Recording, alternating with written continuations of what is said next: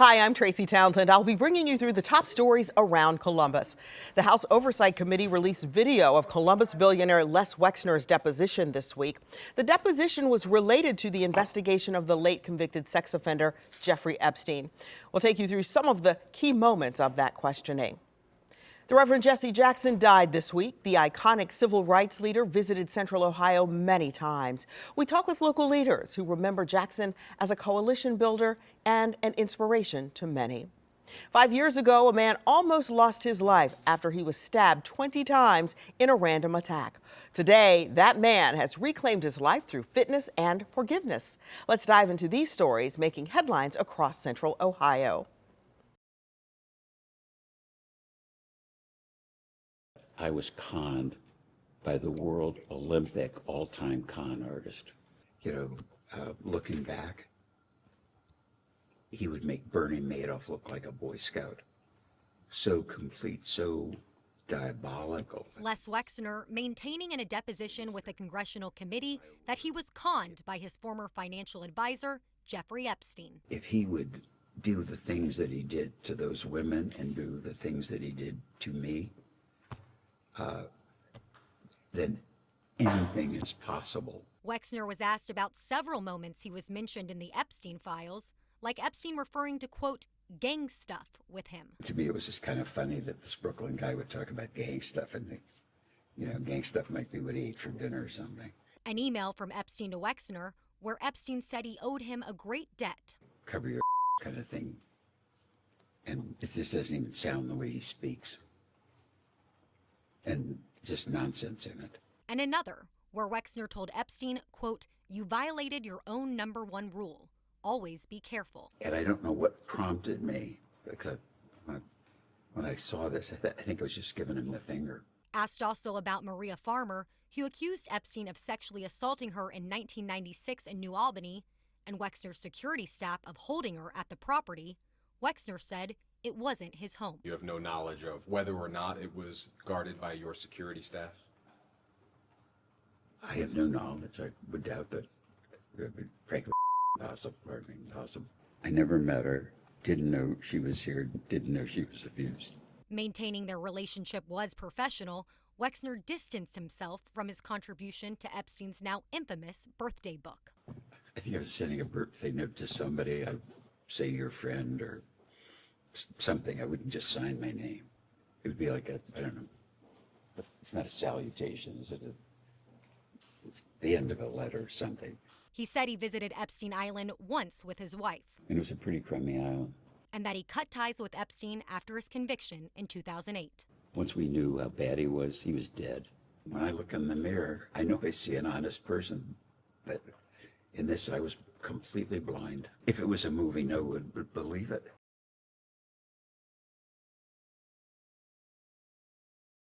Families of the victims filed into the courtroom, eager for justice after their loved ones' murders in 2023. You made a life-altering decision in the midst of despair. Kristen Aiken's father, Wayne, was found dead on his 64th birthday. Dear Rebecca, my father would have never hurt you. He wasn't like any man you may have encountered. He was kind, he was gentle, he was loving, he was awkward and so tender. My father was loved, he was cared for. He put a lot of good into the world. The brother of another victim said the day after he was murdered, he confronted Auburn and she denied having anything to do with it. There's no punishment that is going to be sufficient enough to bring him back. There's no punishment that's going to be commensurate with the deeds that she did. Auburn's defense says the murders happened when she was addicted to fentanyl herself and a victim of sex trafficking. Auburn says she's no longer the same person and apologized to the families. If you look at my mugshot, you can see the emptiness in my eyes. I tried to fill that emptiness with drugs, not sleeping or eating for days and days on end. After court, Aiken says she forgives her. It felt like closure. A lot of times you endure things in life that you never get an apology for. And so to be able to not only speak my heart, but to have her apologize back, I felt like it was very healing for me. It's been a long 2.5 years, and so we can now grieve.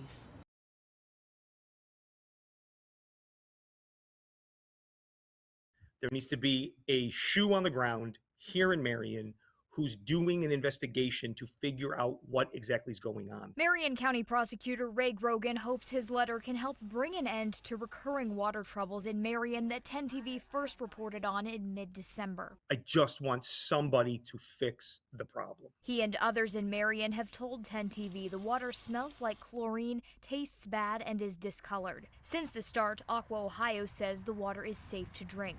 Aqua Ohio sent a message to customers Monday saying operators at the Marion Water Treatment Plant again detected taste and odor issues, so they made treatment adjustments. Aqua Ohio says geosmin, the compound causing the issue, is not a health threat and there's no need to boil the water. Residents we spoke to say they're wary. It might be safe to drink. It might be, but I'm not drinking it. My husband's not drinking it. We don't let our cats drink it. I wouldn't let my grandchildren drink it. I really don't want to bathe and brush my teeth. Aqua Ohio and the Ohio EPA tell 10 TV they've been working together on this issue. Today, a spokesperson for the Ohio EPA wrote, "The public water system, out of an abundance of caution, is collecting additional samples for Ohio EPA to review to ensure the water continues to meet state and federal quality standards." I think at this point, given the severity of this problem that everybody knows about, we can't just take the company's word that the problem has been resolved.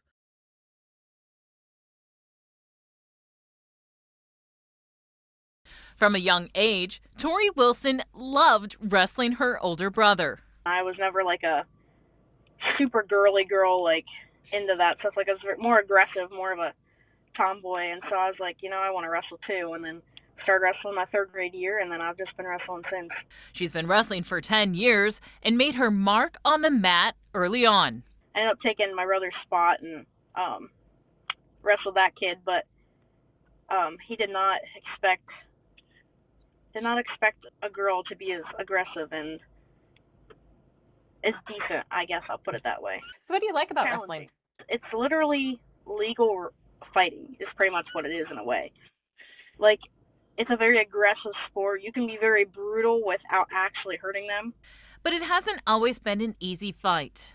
I tore my ACL my freshman year. Then, the bus crash in November of 2023 that claimed the lives of 3 fellow Tusky Valley students and 3 chaperones.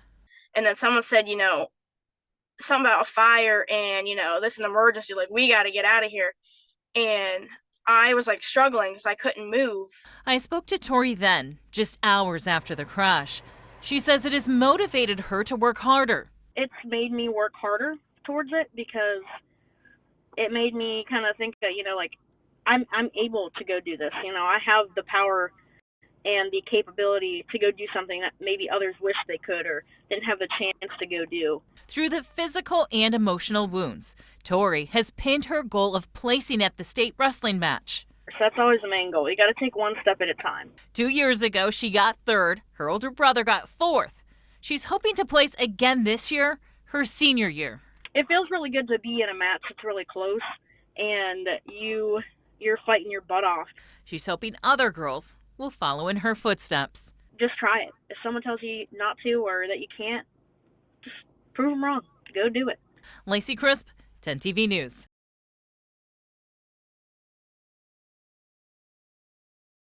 During the presidential race of 1988, candidate Jesse Jackson spoke to a packed house in Columbus. Stop drugs from coming in. Stop jobs from going out.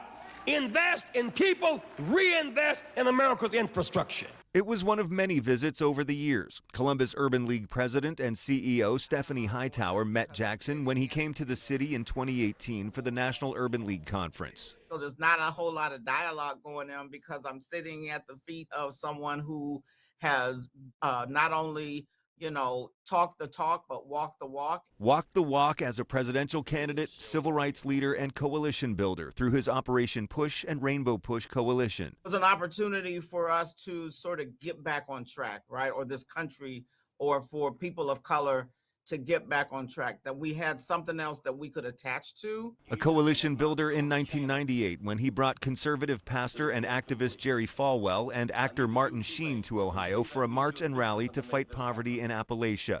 Former Columbus Mayor Michael Coleman was there. Coleman called Jackson a friend and inspiration who paved the way for other black people in office, saying if there was no Jesse, there would be no Michael. Congresswoman Joyce Beatty shared photos on Facebook of her and Reverend Jackson together and a statement saying in part, "I have been honored to know him personally, to walk beside him, to march with him, and to stand with him in the continuing struggle for justice. From my earliest years to the night he stood by me during my first election to Congress and throughout the years since, Jesse was a great friend and advisor who will always remain in my heart."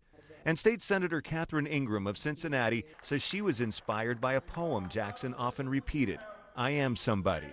When he started talking about "I am somebody," that was an important piece of making our young folks and some of our older folks feel like they had a right to be here, a right to belong.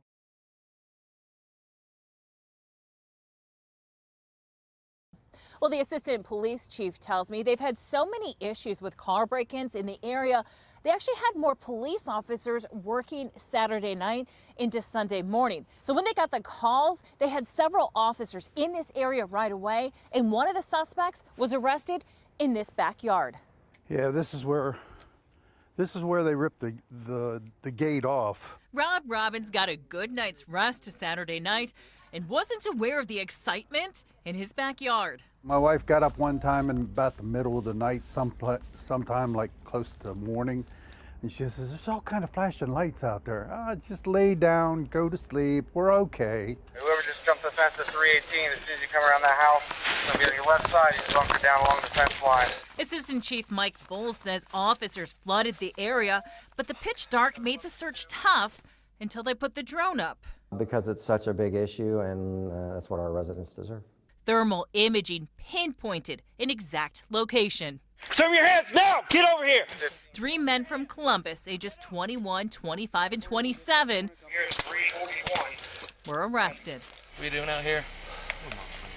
Doing what? Stuff we're not supposed to be doing. Make 3 apprehensions, it's rare in these cases. And secondly, because we have so many of these incidents out here, and it's a topic of conversation. Rob says he hopes he can be more helpful next time. We're definitely putting cameras in. It's going to have to be. All 3 suspects are facing theft charges. In Pataskala, Lacey Crisp, 10 TV News. Dr. Elizabeth Zamuda usually gets a running start on the day. She's a working mom of 4. Between managing them, I have aging parents that I'm caring for and a full-time job.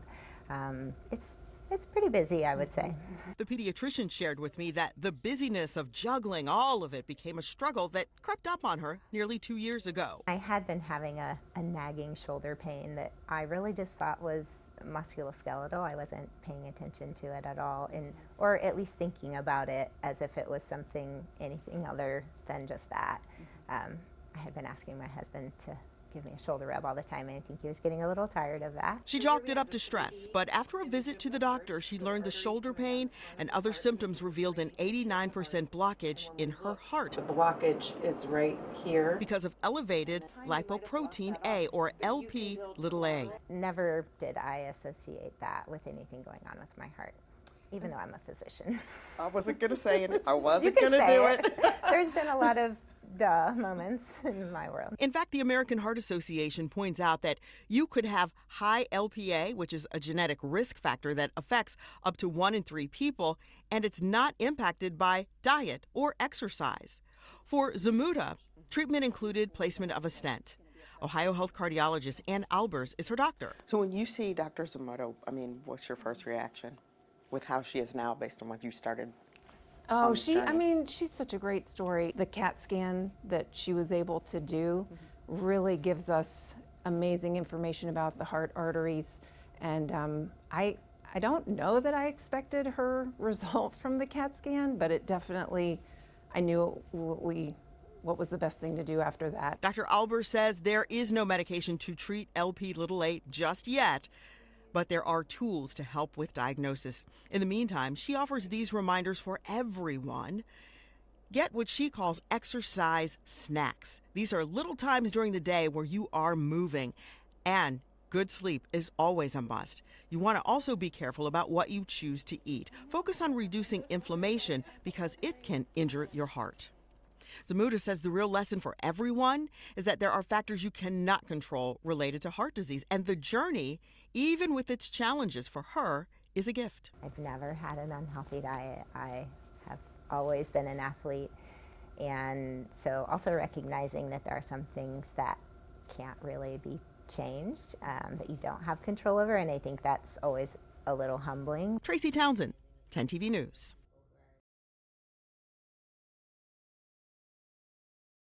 Watching Jordan Hardgrove work out, it's easy to see his strength on the outside, but even he could not have known the strength he could draw from within.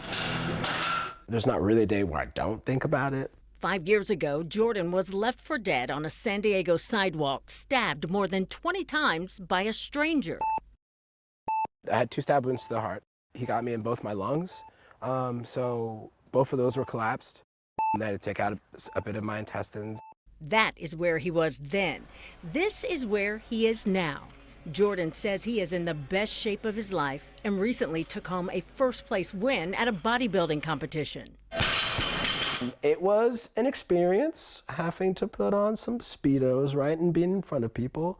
But being comfortable in your body, I think, is a very big thing. And so, you live with these scars and what some people would consider these imperfections. I wear them as a badge. Jordan says he remembers the first 2 or 3 jabs of the knife, and just before he fell unconscious, he says he felt peace. But when he finally woke up in the hospital, he felt something else, a feeling he still has today. I'm forever grateful. Whenever it gets rough, I'm like, you know what, man? At the very worst, you were at this point 5 years ago fighting for your life. We've been really trying to... Something else for which he's grateful. His near-death experience reconnected him with his childhood sweetheart. She reached out when she heard about the attack. It was interesting feelings that it brought up. And a lot of memories. Here they are in the middle school yearbook. This photo was taken at prom and high school graduation. And here's one they took on their wedding day. Miriam says if there's one thing about Jordan she's had to get used to is that, she says, the good feeling of helping people out. He's annoyingly positive.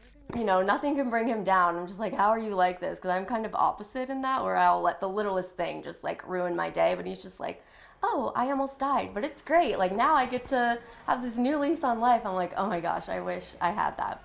Jordan's story is one of remarkable strength, survival, and forgiveness. Forgiveness is the most powerful thing you could possibly do.